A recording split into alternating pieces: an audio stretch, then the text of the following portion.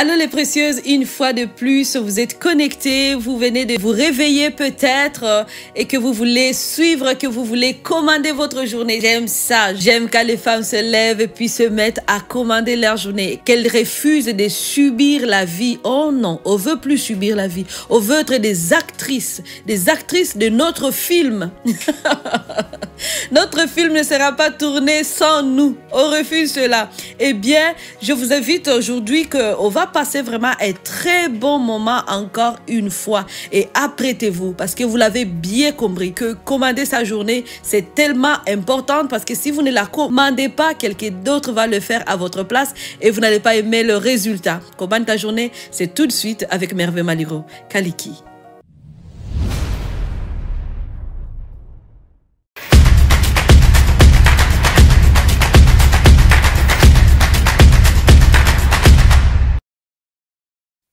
Hello très cher, vraiment aujourd'hui nous allons parler des sujets très importants que nous avons besoin de savoir. Ce que je vais vous partager aujourd'hui dans notre journée, nous devons nous activer et pratiquer l'amour. Donc aujourd'hui je commande ma journée en marchant dans l'amour. Waouh! J'espère que vous venez d'acclamer pour dire yes, c'est vraiment passionnant ce sujet-là. Vous savez, tout au long de la journée, même dans la Bible, Dieu nous dit marcher dans l'amour. À quoi on peut avoir de beaux résultats dans la journée juste parce qu'on a décidé de marcher dans l'amour? Oui, on peut avoir de très beaux résultats à la fin de la journée parce qu'on a choisi de marcher dans l'amour. Et lorsqu'on ne choisit pas de marcher dans l'amour, on peut avoir des résultats chaotiques. Je vais vous présenter ces choses-là comme ceci. Jésus dit, aimez-vous les uns les autres. Ainsi, c'est comme ça que vous allez être reconnus comme des disciples. Et vous savez, lorsqu'on parle de l'amour, ça peut être quelque chose de simple. J'aime telle personne, j'aime telle personne. Oui, c'est facile quand on aime une personne qui nous fait du bien. Qu'est-ce qui arrive lorsque des personnes, ne sont pas toujours gentilles, vous savez? Il y a des personnes qui nous entourent, des personnes qu'on va rencontrer dans le milieu de travail. Elles ne vont pas toujours être gentilles envers nous. Alors c'est pour cela que l'amour est recommandé. Parce que si on ne marche pas dans l'amour, leurs actions peuvent nous défocaliser sur ce que nous sommes appelés à faire tout au long de la journée. Si on ne répond pas par l'amour, les choses, on peut avoir une mauvaise mine. La joie va nous quitter. Parce que nous avons besoin de la joie pour fonctionner. Moi, je vois la joie comme étant cette énergie qu'on met dans le moteur pour amener le moteur à tourner. Dès qu'il n'y a pas de joie, c'est difficile de tourner. Moi, je suis toujours comme ça. C'est comme si la joie dans moi, c'est vraiment cette huile de moteur qui m'amène à rouler. Dès que je ne suis pas joyeuse, ça va me ralentir. Alors, j'ai besoin de garder ma joie et la façon de garder la joie, c'est lorsqu'on marche dans l'amour. Face aux provocations. Dans la journée, tu es en train de travailler sur tes affaires, mais quelqu'un va dire quelque chose qui te provoque, qui va faire sortir des griffes. Tu as envie juste de lui arracher les cheveux. Ça peut arriver. Mais qu'est-ce que tu fais? Là, on va faire recours à l'amour. Jésus nous dit de toujours répondre par l'amour. Il y a un verset que je vais lire qui est dans Pierre chapitre 4 verset 8. Il dit, avant toute chose, ayant entre vous un amour fervent, car l'amour couvre une multitude de péchés. Waouh! L'amour couvre une multitude de péchés.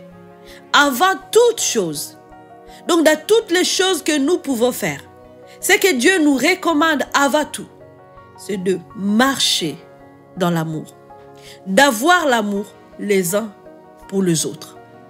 Dans ta marche, dans ta journée, tu vas rencontrer des personnes désagréables qui vont te dire des choses qui ne vont pas être agréables à tes oreilles, qui vont faire des choses que tu ne vas pas aimer, qui vont te faire du mal, qui vont te calomnier, qui vont te critiquer, qui vont te mépriser.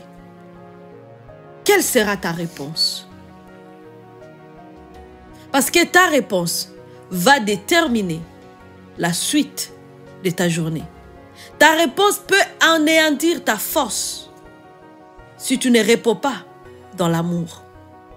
C'est pour cela que tu dois garder ton cœur, que tu dois toujours être consciente que ta réponse doit être l'amour face aux critiques. Tu sais, Jésus a été critiqué à la croix. on lui a dit des choses désagréables. Mais il n'a pas répliqué pour dire, je vais vous montrer qu'est-ce que je suis capable de faire. Lorsqu'on lui a dit, ôte-toi de la croix, démontre-nous que tu es vraiment le Fils de Dieu. Est-ce qu'il est le Fils de Dieu? Oui. Est-ce qu'il est descendu sur la croix? Non. Pourquoi il n'est pas descendu sur la croix? Il pouvait descendre de la croix et venir leur montrer combien il était capable. Il pouvait faire descendre le feu pour dire que le feu le brûle. Il a ce pouvoir de commander toutes choses. Il est Dieu. Mais il ne l'a pas fait parce qu'il savait que ce critique, ces choses que les gens sont en train de faire contre toi, sont simplement des moyens que le diable utilise pour te défocaliser.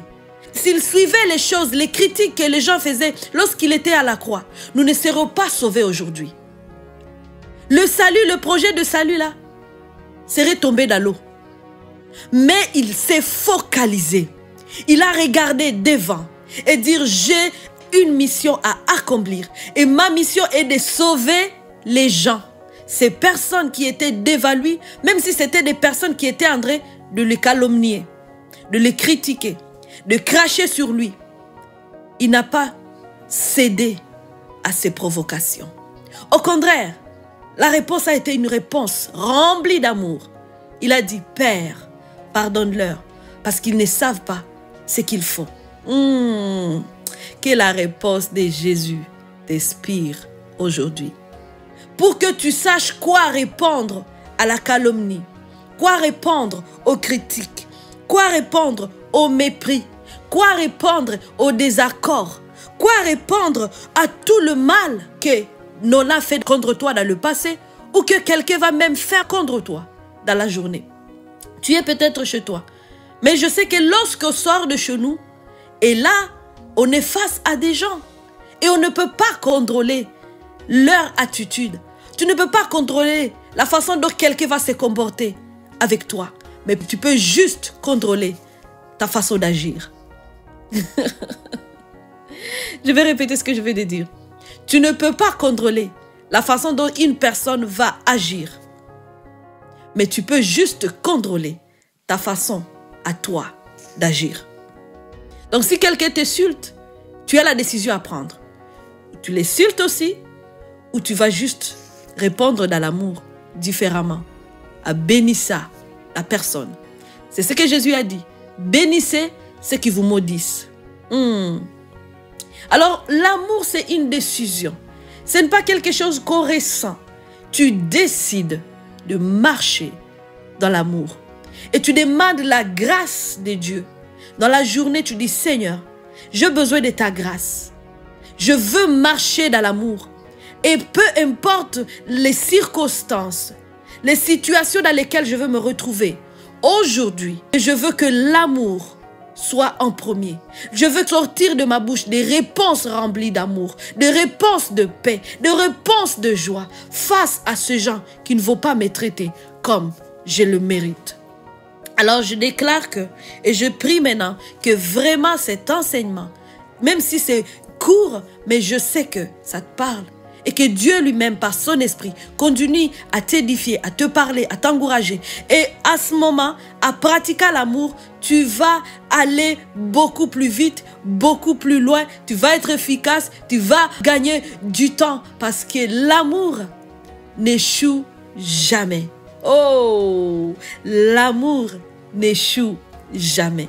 La réponse de l'amour va t'amener à gagner toutes les batailles que l'ennemi peut envoyer contre toi.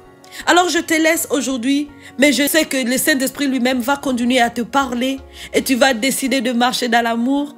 Et tu vas commander ta journée en disant, ma journée aujourd'hui est remplie d'amour, je pratique l'amour, je fais toutes les choses que Dieu m'appelle à faire, je réponds dans l'amour, tout est dans l'amour, je fais tout dans l'amour de Dieu.